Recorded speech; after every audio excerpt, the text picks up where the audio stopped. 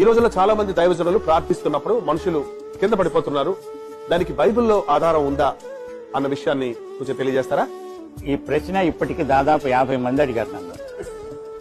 దీనికి ఒక్కటే simple answer ఉంది. ఒకసారి పౌలు గారు మాట్లాడుతూ ఉంటే ఆ కిటికీలో కూర్చొని ఉన్నాడు ఐతుకు అని ఒకడు. వాడు కింద పడిపోయి చచ్చిపోయాడు. అప్పుడు పౌలు వెళ్ళి అతన్ని లేపాడు. అంటే అతడు పడిపోతే పౌలు లేపాడు, కానీ పడగొట్టి లేపలేదు కదా. ఎవడన్నా పడిపోతే వాడిని లేవనెత్తాడు. దురాత్మ పట్టిన వాడు కింద పడతాడు, కానీ మామూలు విశ్వాసి ఎందుకు కింద పడతాడు? ఇప్పుడు ఏంటంటే అతన్ని కింద పడగొట్టి లేపడము అనే ఉద్యమం కొంతకాలం కిందట ఆరంభమైంది.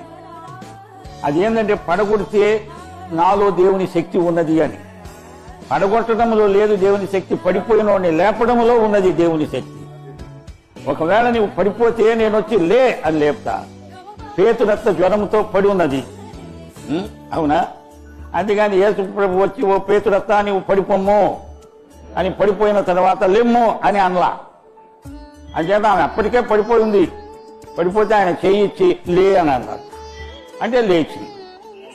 బైబిల్ అంతటా కూడా యేసు ప్రభు పడిపోయిన వారిని లేపడానికి వచ్చినట్టే చెప్పబడింది. చచ్చినోళ్లను బ్రతికించడానికి వచ్చాడు. అంతేగాని చచ్చిందాక ఎందుకు ఇప్పుడే నేను చంపుతా ఇప్పుడే బతికిస్తానంటే